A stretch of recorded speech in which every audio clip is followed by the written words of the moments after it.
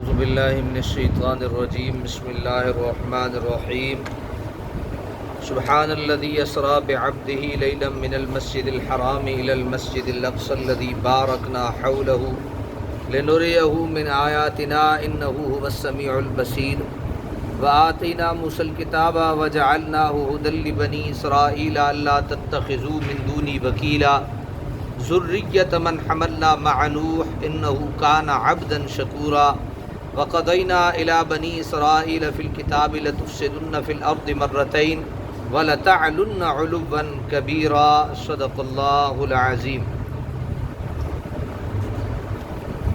حضرات محترم،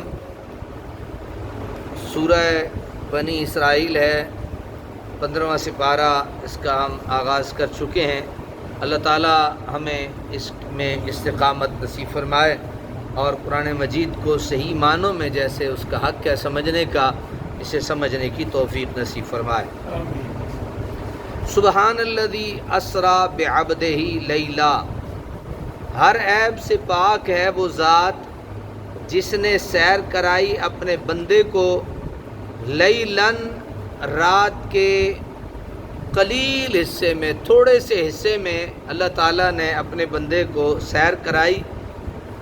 من المسجد الحرام الی المسجد الاقصی، مسجد حرام سے مسجد اقصی تک، مسجد حرام سے مسجد اقصی تک۔ الذی بارکنا حولہ، یہ مسجد اقصی کون سی ہے؟ بابرکت بنا دیا ہم نے جس کے گرد و نواح کو، لنریہ من آیاتنا، تاکہ ہم دکھائیں اپنے بندے کو اپنی قدرت کی نشانیاں۔ انہ هو السمیع البصیر، بے شک وہی ہے سب کچھ سننے والا اور سب کچھ دیکھنے والا۔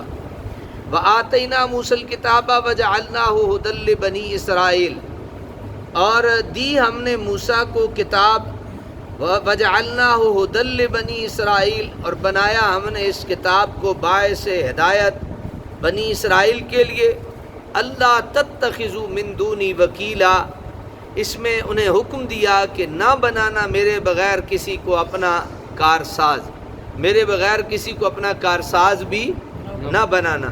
ذریۃ من حملنا مع نوح، اے ان لوگوں کی اولاد جنہیں ہم نے کشتی میں سوار کرایا نوح کے ساتھ۔ انہ کان عبدا شکورا، بے شک نوح ایک شکر گزار بندہ تھا۔ وقضینا الی بنی اسرائیل فی الکتاب، اور ہم نے آگاہ کر دیا تھا بنی اسرائیل کو کتاب میں، لتفسدن فی الارض مرتین، کہ تم ضرور فساد برپا کرو گے زمین میں 2 مرتبہ۔ وَلَتَعْلُنَّ عُلُوًّا كَبِيرًا، اور تم احکام الہی سے بڑی سرکشی کرو گے۔ احکام الہی سے کیا کرو گے؟ بڑی سرکشی کرو گے۔ یہ اللہ تبارک و تعالیٰ نے انہیں کیا کیا؟ بتا دیا۔ واقعہ معراج کی اہمیت صرف اس قدر نہیں، حضور سیدی ضیاء الامت رحمۃ اللہ تعالی نے اس پہ بہت کچھ لکھا ہے، بڑی ڈیٹیل سے اور بڑی وضاحت کے ساتھ لکھا ہے۔ میں انشاءاللہ کل آپ کی خدمت میں جو ہماری ضرورت کے تحت ہوگا، کچھ اس میں علمی بحث ہے، فنی کچھ بحثیں ہیں، صرفی نحوی بحثیں ہیں، تو میں جو ہمارے مقصد کی چند باتیں ہوں گی وہ آپ کی خدمت میں عرض کروں گا۔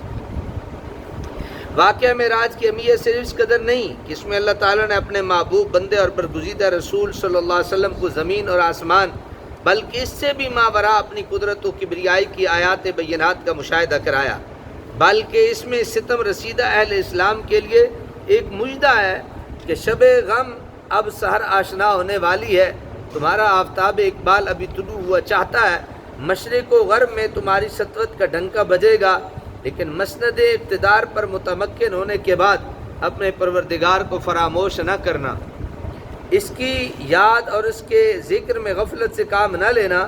اگر تم نے نشے حکومت سے بدمست ہو کر نافرمانی اور سرکشی کی راہ اختیار کی تو پھر ان کے ہولناک نتائج سے تمہیں دوچار ہونا پڑے گا۔ دیکھو، تم سے پہلے بنی اسرائیل کو ہم نے فرعون کی غلامی اور ظلم و ستم سے نجات دی، بحر احمر کو ان کے لیے پایاب کیا، ان کی آنکھوں کے سامنے ان کے جابر دشمن کو سمندر کی موجیں خس و خاشاک کی طرح بہا لے گئیں، لیکن جب انہیں عزت و وقار بخشا گیا تو وہ اپنے مالک حقیقی کے احکام سے ستابی کرنے لگے، اور اس کے انعامات کا شکریہ ادا کرنے کے بجائے انہوں نے نافرمانی اور ناشکر گزاری کو اپنا شعار بنا لیا، تو ہم نے ان پر ایسے سنگ دل دشمن مسلط کر دیے جنہوں نے ان کو تباہ و برباد کر کے رکھ دیا اور ان کے مقدس شہر کی اینٹ سے اینٹ بجا دی۔ اسی عبرت آموزی کے لیے واقعہ معراج کے بعد بنی اسرائیل کا ذکر فرمایا ہے۔ اللہ تبارک و تعالی ہمیں حق سمجھنے کی توفیق نصیب فرمائے۔